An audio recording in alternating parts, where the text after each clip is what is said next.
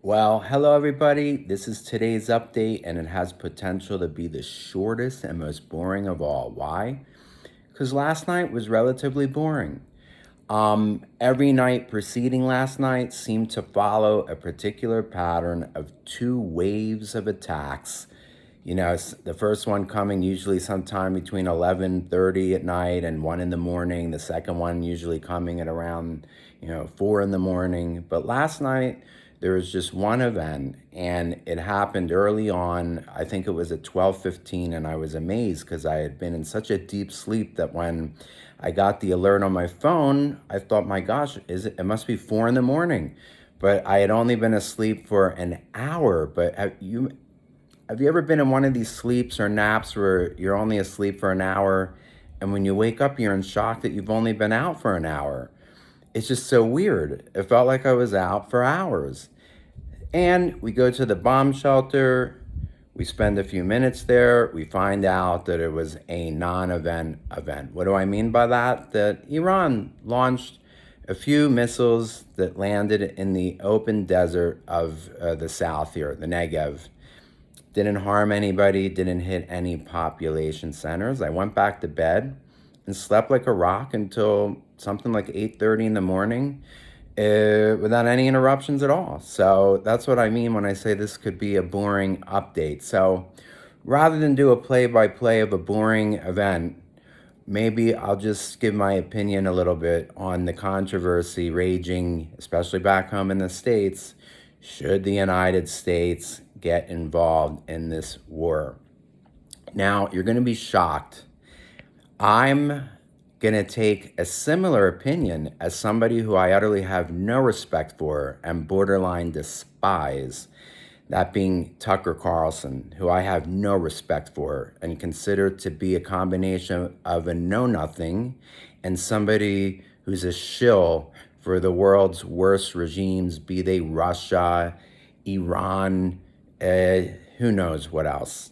But where I would actually agree with Tucker, although for totally different reasons, is that I too don't want the United States to get involved in this war.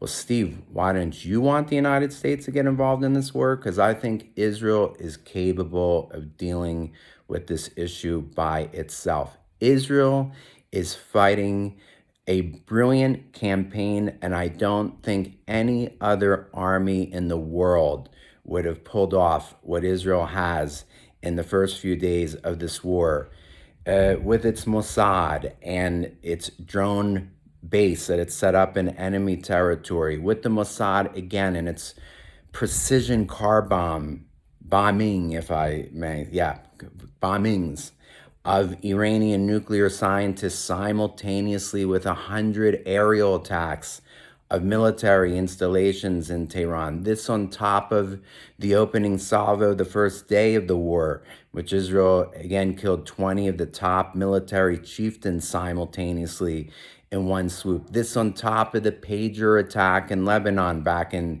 September 2024. I don't think any other military would have pulled it off. I think Israel is the most professional, the most thinking out of the box army on the planet. And if you think about it, it's a wonder considering that this is a nation of only 10 million people, and the IDF is a people's army, an army that is fed by a universal draft. Okay, in other words, it gets its pool of soldiers from the general population. There is a couple populations within the general population, like the Hasidic Jews, the people with the black hats and black suits that, for the most part, don't serve, although some do, and I don't want to take credit from them. Arab citizens of Israel can volunteer for the army, but they don't have to, but many do. You have a minority here called the Druze, who asked all the way back in 1948 to become part of the country in every way and to have their sons drafted along the Jewish sons and daughters to the Israeli army. A people's army of a country of only 10 million people, folks, fielding and waging a campaign on the level of a superpower. And I repeat, I don't think any other army in the world would have had these impressive gains over the last few days and even over the last several months of this war. Now, of course, you hear people say the only way to get to this thing in Fordo is to drop a series of these major bunker busting bombs on it. And in my last video, I told you I'm not even sure that would do the job. It's either going to be that or Israel landing special operators, ground troops to do it.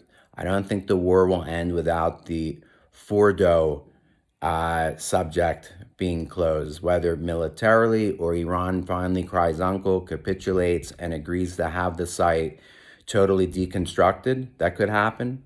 The regime could fall. That could happen. There's many things that could happen. We don't know how this war ends. But what I have seen over the last 24 hours is a noticeable wane in Iran's capabilities. Whereas in the first few nights, they were able to launch about 40 missiles at this country per night.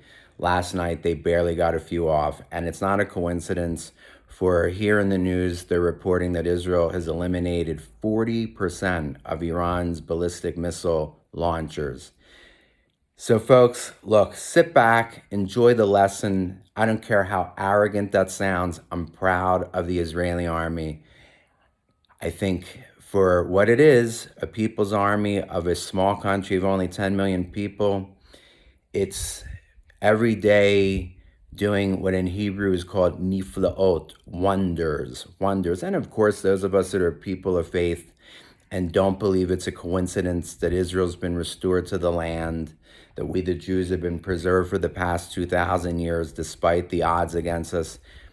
Those of us that are people of faith believe, as I do, that God is operating behind the scenes, like he was in the book of Esther, may not being mentioned outright, but behind the scenes. And of course, it's a matter of faith, and you either have that faith or you don't. I, for one, have that faith, and I know that a lot of you do too. What's happened today of note, that a couple hours ago, Israel killed again Iran's chief of staff of their army. In other words, they killed one chief of staff of the army a week ago, and that's Salva that killed the 20 most senior ranking chieftains of the army. And today they killed his replacement.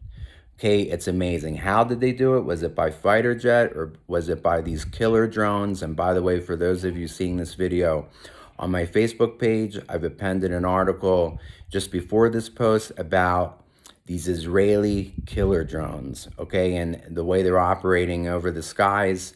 Of course, there's also the news of Donald Trump warning that all the citizens of Tehran should flee the city.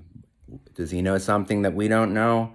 Is there something afoot that we don't know? Or is he simply just amping up the pressure on the regime by amping up the panic in the population there? We don't know, okay? But amazing stuff. And like I said, this had potential to be the most boring update of all because nothing really happened last night. Anyway, I think I'll bring it to a close. Thank you for your kind attention. Have a good day. Bye-bye.